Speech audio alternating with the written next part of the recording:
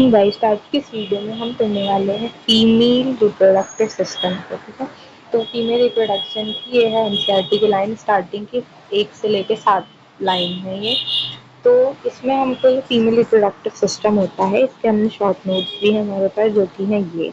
ठीक है, तो आपको ये शॉर्ट नोट्स देखने को मिल जाएंगे जो कि सिर्फ इतने से हैं। अब अपने पास आता है कि ये हमारे हैं नोट्स, जो कि बहुत मोस्ट इम्पॉर्टेंट नोट्स हैं ये वाले। इससे आपको एनसीईआरटी भी आसानी से समझ में आ जाएगी। तो सबसे पहले जब हम फीमेल रिप्रोडक्टिव सिस्टम की बात करते हैं, तो जो फीमेल रिप्रोडक्टिव सिस्टम होता है वो कंसिस्ट करता है a pair of ovary, a pair of oviduct जिसको हम फैलोपियन ट्यूब भी कहते हैं, यूट्रस, सर्विक्स, वजाइना। तो जो हमारा जो फीमेल रिप्रोडक्टिव सिस्टम होता है वो बना हुआ होता है पेयर ऑफ ओवरी से, और पेयर ऑफ ओविडक्ट से जिसको हम बोलते हैं फैलोपियन ट्यूब, और ये बना होता है यूट्रस, सर्विक्स, वजाइना और एक्सटर्नल जेनाइटेलिया से। ये सारी जो चीज़ें होती हैं ये पेल्विक रीजन में सिचुएटेड होती हैं। इसके साथ साथ हम अलॉन्ग विद दिस हम one pair of mammary gland को कंसिस्ट करके पूरा फीमेल रिप्रोडक्टिव सिस्टम मानते हैं। ठीक है ना। ये जो मेमोरी ग्लैंड्स और uterus, fallopian tube, ovary, vagina, external genitalia, ये सब इंटीग्रेट होती हैं आपस में, यानी कि आपस में जुड़ी हुई होती हैं स्ट्रक्चरली, फंक्शनली, ओव्यूलेशन में हेल्प करने में, फर्टिलाइजेशन में हेल्प करने में, प्रेगनेंसी में, चाइल्ड बर्थ में, चाइल्ड केयर में। तो जो फीमेल रिप्रोडक्टिव सिस्टम होता है वो कंसिस्ट करता है a pair of ovary, a pair of oviduct, uterus, cervix, vagina and external genitalia. Along with this ये कंसिस्ट करता है one pair of memory gland. ये साथ में जो पूरा फीमेल रिप्रोडक्टिव जो सिस्टम होता है, इन सब को मिला के हम एक प्योर फीमेल रिप्रोडक्टिव सिस्टम बोलते हैं। ये आपस में इंटीग्रेटेड यानी कि जुड़े हुए होते हैं आपस में, स्ट्रक्चरली भी, फंक्शनली भी, जिससे ये ovulation, fertilisation, pregnancy, child birth, child care में हेल्प करते हैं। तो अगर आप एक फीमेल रिप्रोडक्टिव सिस्टम को देखें तो आपको क्या देखने को मिलता है? आपको सबसे पहले तो यहाँ पर देखने को मिल जाती हैं ये अ, इसको आप कहते हैं इनफंडिबुलम, फिर एम्प्यूला, इस्थमस, या आपको यूट्रस देखने को मिल जाती है, या आपको सर्विक्स देखने को मिल जाती है, सर्विक्स खुल जाती है वजाइना में, एंड फिर वजाइ बाहर आ जाता है। तो यहाँ पे सबसे पहले अगर हम ये स्ट्रक्चर्स की बात करें जो कि है ओवरी। ठीक है, तो जो ओवरी होती है ये प्राइमरी रिप्रोडक्टिव ऑर्गन होता है फीमेल का, यानी कि इसी से सब कुछ होता है। जैसे कि ये जो होती है ये फीमेल गैमेट यानी कि ओवम प्रोड्यूस करती है, बहुत सारे स्टेरॉइडल हार्मोन जैसे कि ईस्ट्रोजन एंड प्रोजेस्टेरॉन भी सिक्रीट करती है। अगर हम इसकी पोजीशन की बात करें तो जो ओवरी की जो पोजीशन होती है ये लोअर एब्डोमेन यानी कि जो एब्डोमिनल कैविटी है ना उससे नीचे सिचुएटेड होती है। ये पेल्विक रीजन और यूट्रस से, देखो यहाँ पर अपने पास क्या होगा, पेल्विक रीजन होगा, और ये अपनी यूट्रस, तो इससे कनेक्टेड होती है लिगामेंट्स के हेल्प से। बहुत ही थिन, पतले पतले से लिगामेंट्स होते हैं जिसकी मदद से लोअर एब्डोमिनल कैविटी में ये पेल्विक रीजन और यूट्रस से कनेक्टेड होती है लिगामेंट्स की हेल्प से। इसकी शेप की बात करें तो ये अनशेल्ड, उसके सॉरी ये होती है अपनी इन्वर्टेड पियर की तरह, इसका शेप होता है इन्वर्टेड पियर है। सही बोलिए, अनशेल्ड सही बोल देता है, तो बाद में याद कर लेते। इसका जो शेप होता है वो होता है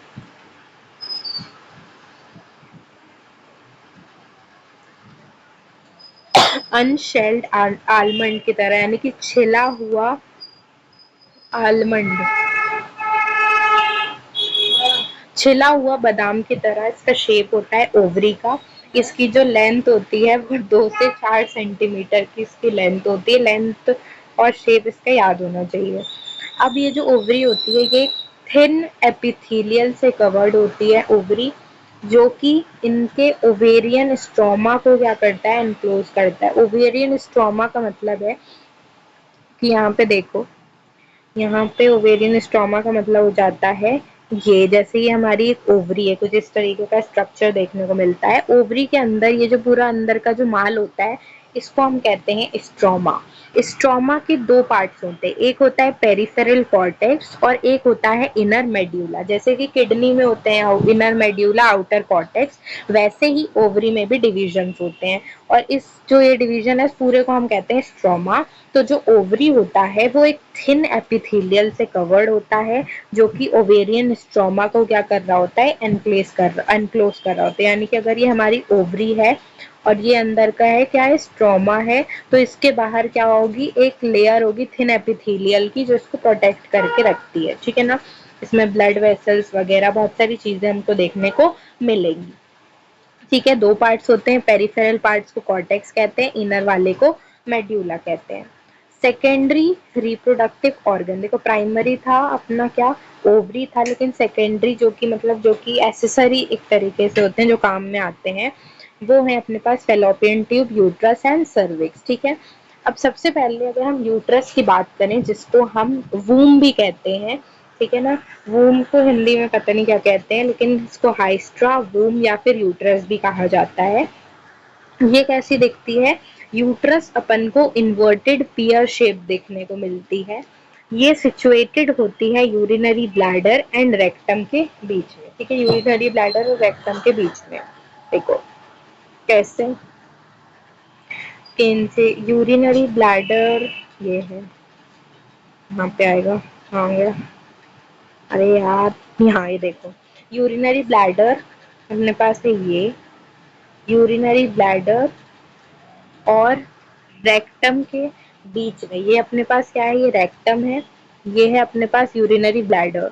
तो इसके बीच में हमारी क्या सिचुएटेड होती है, हमारे बीच में सिचुएटेड होती है यूट्रस। ठीक है, यूट्रस कहाँ होती है, बीच में सिचुएटेड होती है, रेक्टम एंड यूरिनरी ब्लैडर के बीच में ये होती है। ठीक है। इसके थ्री रीजन्स होते हैं। अपर वाले को कहते हैं, अपर जो कि डोम शेप होता है, यानी कि कुछ इस तरीके का स्ट्रक्चर होता है, उसको कहते हैं हम फंडस। बीच वाली को कहते हैं हम बॉडी। लोअर जो नैरो वाला जो होता है, जहाँ से जो बच्चा होता है वो बाहर आता है, उसको हम कहते हैं सर्विक्स।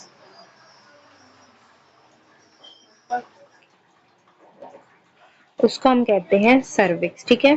फिर अपने पास क्या आ जाता है, फिर अपने पास आ जाता है, देखो मैं बताती हूँ कैसे।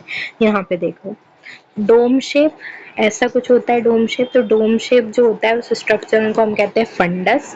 ये जो नीचे वाली जो बॉडी होती है, इसको कहते हैं हम मिडल बॉडी। और नीचे एक जो नैरो सा पार्ट आपको देखने को मिल रहा है, इसको हम कहते हैं सर्विक्स। ठीक है। तो ऐसे हमारा यूट्रस डिवाइडेड होता है। अब जो कैविटी होती है यूट्रस की, जिसको हम कहते हैं uterine cavity and in cervix, इसको हम कहते हैं सर्वाइकल कैनाल। यूट्रस की कैविटी को हम कहते हैं यूट्राइन कैविटी। सर्विक्स की जो सर्विक्स जो होता है, जहाँ से वो पास करता है, फिर उसको कहते हैं हम सर्वाइकल कैनाल। जैसे ये हमारा, अगर ये हम पूरे को सर्विक्स कह रहे हैं, तो ये बीच के जो ये पार्ट है उसको हम कहते हैं सर्वाइकल कैनाल। ठीक है। जो हमारी यूट्राइन कैविटी होती है वो वजाइना में कैसे खुलती है, थ्रू सर्वाइकल कैनाल, सर्विक्स की ओपनिंग से। ठीक है। जो यूट्राइन कैविटी और जो सर्विक्स होता है, वो दोनों जो होते हैं, उनका जो कम्युनिकेशन होता है वो गाइड होता है इंटरनल ओस की वजह से, यानी कि इंटरनल ओपनिंग की वजह से। और अपने पास जो सर्विक्स और वजाइना के बीच का जो कम्युनिकेशन है, वो एक्सटर्नल ओस, यानी कि ओस का मतलब होता है ओपनिंग से गाइड होता है। ठीक है। तो both communicate with each other through internal ओस। जो सर्वाइकल कैनाल होता है वो कम्युनिकेट करता है वजाइना के थ्रू एक्सटर्नल ओस। ओस का मतलब होता है ओपनिंग। ठीक है। जो सर्वाइकल कैनाल होती है एंड जो वजाइना होती है, वो साथ में मिलकर बर्थ कैनाल कहते हैं इन्हें। इनको बर्थ कैनाल क्यों कहा जाता है, देखो यूट्रस में बच्चा जब बन जाता है, तो जब पार्चुरेशन के दौरान बच्चे को बाहर निकाला जाता है, तो वो दो रास्तों से गुजर के आता है। एक होता है सर्वाइकल कैनाल और एक होता है वजाइना। इसलिए इन दोनों को साथ में मिला के हम बर्थ कैनाल के नाम से जानते हैं। अगर हम बात करें वॉल्स ऑफ यूट्रस की, तो तीन वॉल्स होती हैं यूट्रस की। एक होती है पेरीमेट्रियम, एक होती है मायोमेट्रियम, एक होती है एंडोमेट्रियम। जब हम बात करेंगे पेरीमेट्रियम की, यानी कि यूट्रस के अगर हम वॉल्स को निकालें, तो तीन वॉल्स लेयर्स होती हैं यूट्रस की। एक होती है आउटर लेयर, एक होती है इनर और एक होती है मिडल। अगर हम बात करें पेरीमेट्रियम की, जो पेरीमेट्रियम होती है वो आउटर एंड थिन लेयर होती है, और मायोमेट्रियम जो होती है वो मिडिल थिकेस्ट लेयर होती है, स्मूथ मसल्स की बनी हुई होती है। यहाँ पे स्ट्रॉन्ग कंट्रैक्शन एग्जिबिट होता है पार्चुरेशन के दौरान, ठीक है ना। तो जब जो होती है अपने पास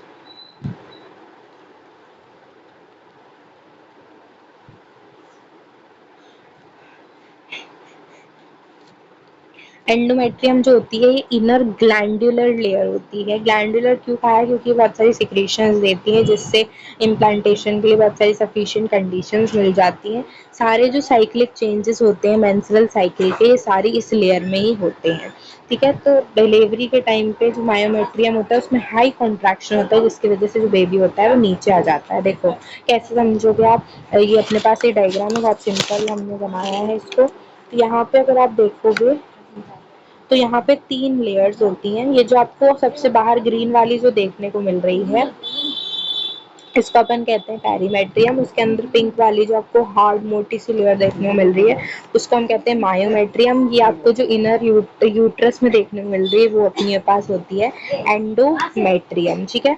ये अपने पास हो जाती है एंडोमेट्रियम। अब अपने पास हो जाता है नेक्स्ट फंक्शन क्या होता है यूट्रस का। तो जो यूट्रस होती है वो सुटेबल इन्वायरमेंट प्रोवाइड करती है इम्प्लांटेशन के लिए, यानी कि फीटस के डेवलपमेंट वगैरह के लिए ये सुटेबल कंडीशंस प्रोवाइड करता है। अगर जैसे कभी कभी यूट्रस का कैंसर वगैरह हो जाता है या सर्विक्स में, ड्यू टू यूज़ हम कपड़े के पैड्स वगैरह यूज़ करते हैं गंदे कपड़े के, तो उसकी वजह से कैंसर हो सकता है यूट्रस और सर्विक्स में, जिसको अपन सर्वाइकल कैंसर कहते हैं, ठीक है ना। मोस्ट कॉमन होता है इंडियन वुमेन में। इसका जो डायग्नोसिस होता है वो होता है पैप स्मीयर टेस्ट, यानी कि इस चम्मच से ऐसा स्ट्रक्चर होता है जिसको वजाइना के अंदर डाल के पूरा थोड़ा सा उसका म्यूकस निकाला जाता है और उसके अंदर फिर चेक किया जाता है। अगर वहाँ पे कुछ है तो उसको ठीक कर लिया जाता है, लेकिन अगर ज़्यादा यूट्रस में इन्फेक्शन फैल जाता है तो सर्जिकली रिमूवल कर दिया जाता है यूट्रस का, जिसको हम कहते हैं हिस्टेक्टॉमी। मेंस्ट्रुअल साइकिल कोई भी हर्ट वगैरह नहीं होती, बस बहुत सारी कंडीशंस होती है अलग अलग, उसको हम डिटेल में नहीं पढ़ेंगे। अब हम बात करते हैं अगर फेलोपियन ट्यूब की, सिर्फ हमको फेलोपियन ट्यूब लास्ट है। अगर हम बात करते हैं फेलोपियन ट्यूब की तो ये 10 से 12 सेंटीमीटर का होता है। ये ओवरी के पेरिफेरी यानी कि स्ट्रोमा वाले रीजन से यूट्रस तक एक्सटेंडेड होता है। पार्ट्स ऑफ फेलोपियन ट्यूब होता है इनफंडिबुलम, एम्पुला, इस्थमस, और अपने पास जाता है यू इस्थमस, ठीक है। तो इनफंडिबुलम जो होता है वो एक फनल शेप्ड स्ट्रक्चर होता है। इसमें ऐसा ऐसा फनल शेप्ड स्ट्रक्चर होता है जिसमें फिंगर लाइक ऐसे प्रोजेक्शंस पाए जाते हैं, जिसको हम कहते हैं क्या, हम इसको कहते हैं फिम्ब्री। ये जो फिम्ब्री होती है इसकी जो ओपनिंग होती है इसको हम कहते हैं ऑस्टियम। फिम्ब्री का काम होता है फिंगर लाइक जो प्रोजेक्शन आपको देखने को मिलता है, इनका काम होता है ओवुलेशन के बाद ओवम को कलेक्ट करना। जो एम्पुला होता है ये एक लॉन्गेस्ट डायलेटेड यानी कि बहुत ही सकरा सा एक बड़ा सा वाइड पार्ट होता है एम्पुला। ये मोस्ट कॉमन साइट होता है फर्टिलाइजेशन के लिए। इस्थमस की बात करें तो ये नैरो पार्ट होता है, ये फाइनली ओपन होता है इनटू द यूट्रस। बस नेक्स्ट वीडियो में मिलते हैं, bye bye, thank you so much.